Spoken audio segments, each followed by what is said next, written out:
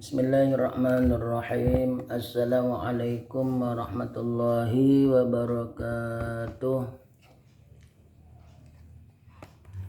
Anak-anak sekalian, kita sama-sama mendoa kepada Allah Subhanahu wa taala semoga anak-anak semuanya selalu sehat.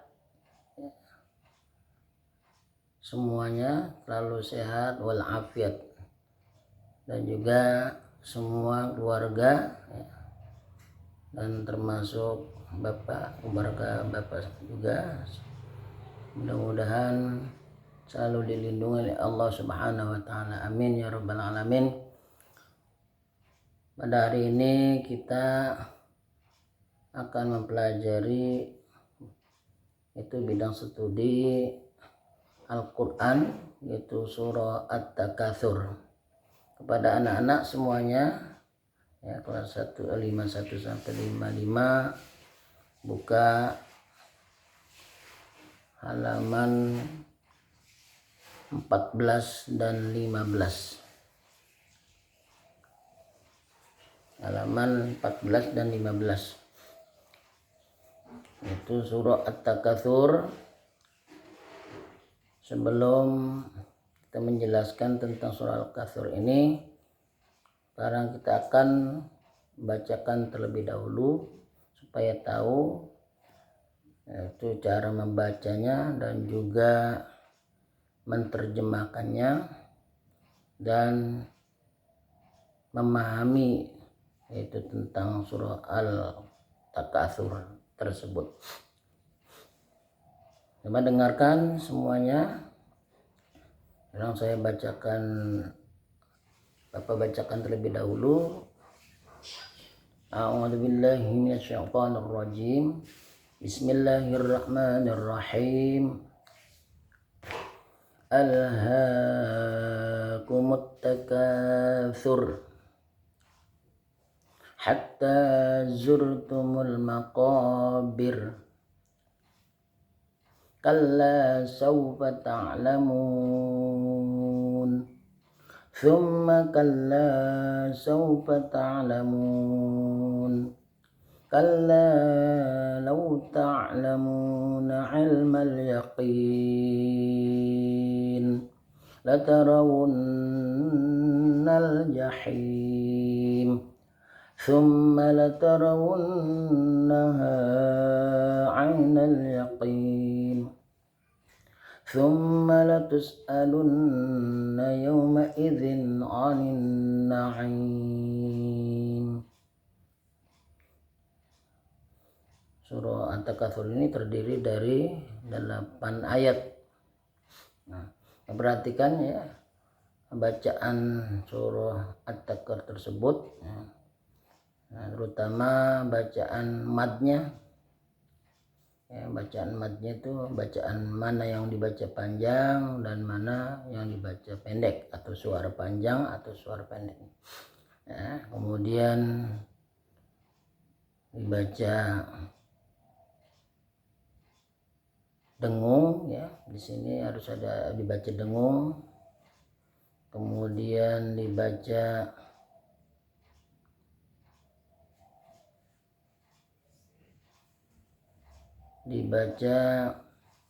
panjang. Dibaca panjang ini yang akhir seperti akhir-akhir ayat ya. Seperti akhir-akhir ayat itu namanya mad jaiz. Ada mad wajib muttasil, ada mad jaiz munfasil. Kemudian seperti tadi yang Bapak katakan, yang ada ayat-ayatnya itu dibaca panjang ya. Seperti ayat 3 itu, kalla sawfa ta'lamun. Ta'lamun itu bacaannya panjang. Kemudian ayat keempatnya begitu, ayat kelima, ayat keenam, ayat ketujuh, ayat ke-8 itu yang dibaca panjang, yang setiap berhenti ayat. Kalau ayat 1 dan 2 itu dibacanya tidak panjang. Alhaakumut takatsur, tidak panjang surnya. Kemudian yang ayat keduanya hatta zurtumul maqabir. Itu ya. Jadi cara membacanya harus diperhatikan, jangan asal baca. Nah, kemudian kita lanjutkan yaitu terjemahan. Terjemahan surah At-Takatsur ayat pertama ya, alhaakumut takatsur. Itu artinya bermegah-megahan telah melalaikan kamu. Yang kedua hatta zurtumul maqabir, sampai kamu masuk ke dalam kubur. Ayat yang ketiga kalla saufa ta'lamun, artinya sekali-kali tidak, kelak kamu akan mengetahui atau akibat perbuatanmu itu. Ayat keempat tsumma kalla saufa ta'lamun, kemudian sekali-kali tidak, kelak kamu akan mengetahui. Ayat kelima latarawunnal jahim, sekali-kali tidak, sekiranya kamu mengetahui dengan pasti. Ayat ke-6 tsumma latarawunnaha 'ainal yaqin, niscaya kamu benar-benar akan melihat neraka jahim.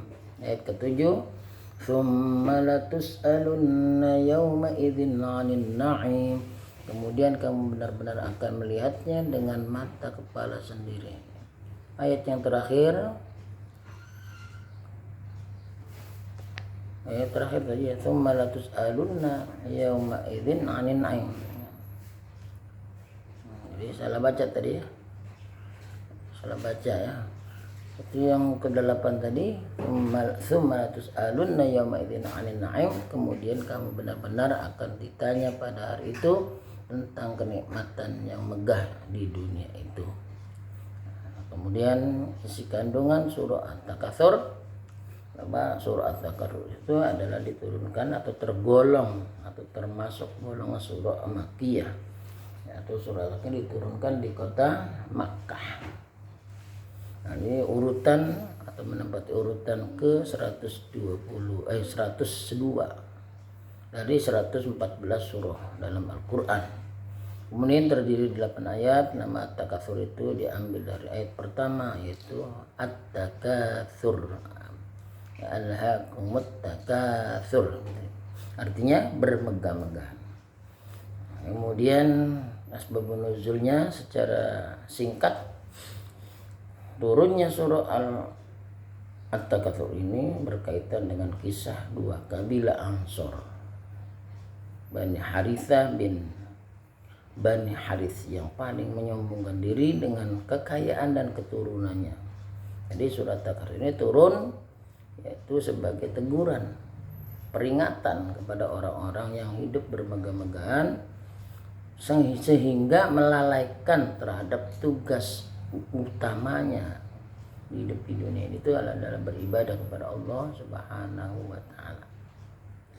Nah, kemudian surat At-Takatsur ini mengajarkan kita untuk bermegah-megahan dalam kehidupan dunia, terutama dalam harta. Contoh, seorang anak yang kaya dan suka pamer kepada teman-temannya dengan memberikan mobil ayahnya yang baru dan mahal harganya. Nah, itu namanya pamer. Contohnya contoh dari At-Takatsur bermegah-megahan itu artinya mempamerkan kepada teman-temannya bahwa ayahnya bahwa seorang anak orang kaya ini suka pamer kepada teman-temannya. Kemudian Islam melarang seorang muslim menjadi kaya. Tidak melarang. Tidak melarang. Islam tidak melarang seorang muslim menjadi kaya, menjadi orang konglomerat. Tidak. Namun ingat bahwa kekayaan itu Jangan sampai dijadikan sebagai tujuan hidup.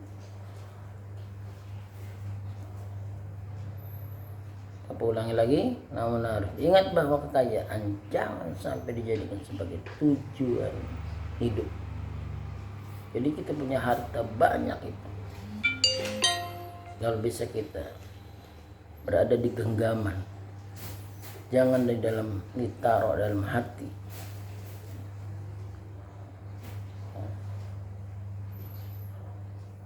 Jadi tujuan hidup seorang muslim adalah untuk beribadah kepada Allah Subhanahu wa taala.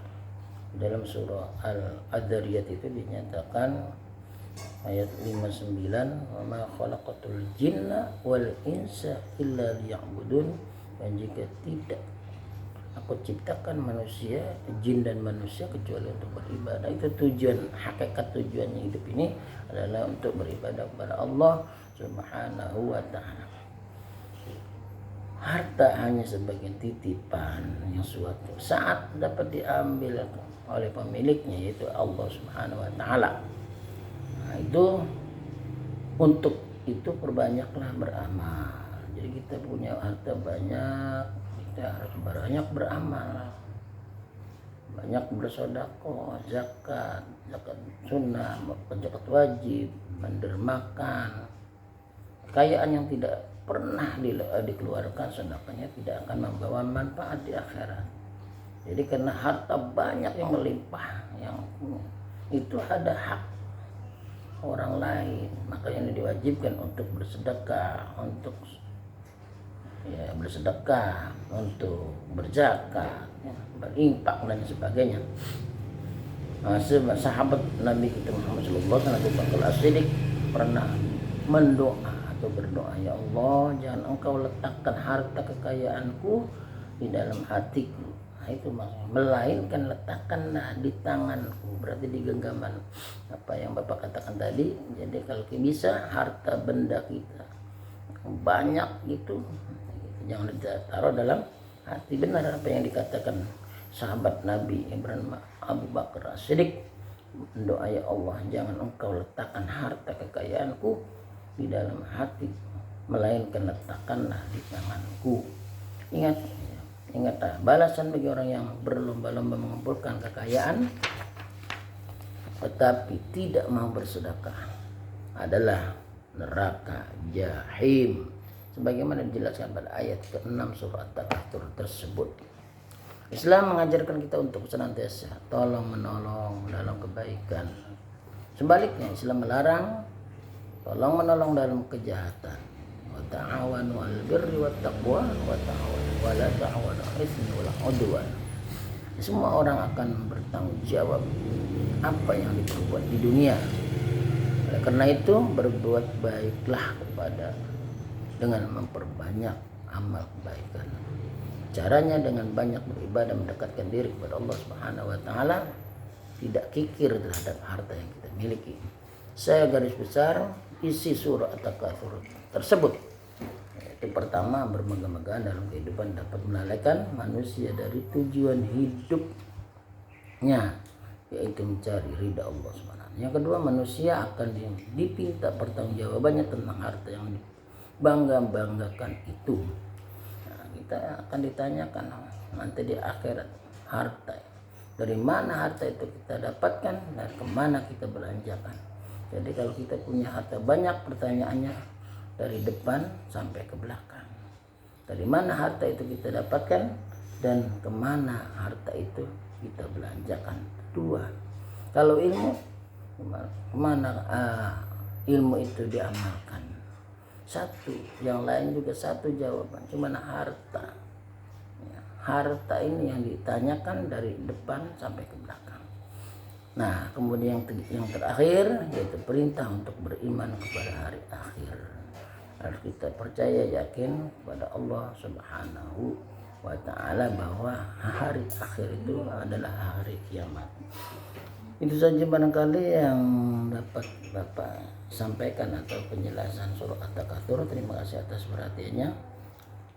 Kita sudahi dengan sama-sama membaca hamdalah alhamdulillahirabbil alamin. Billahi taufiq wal hidayah. Wassalamualaikum warahmatullahi wabarakatuh.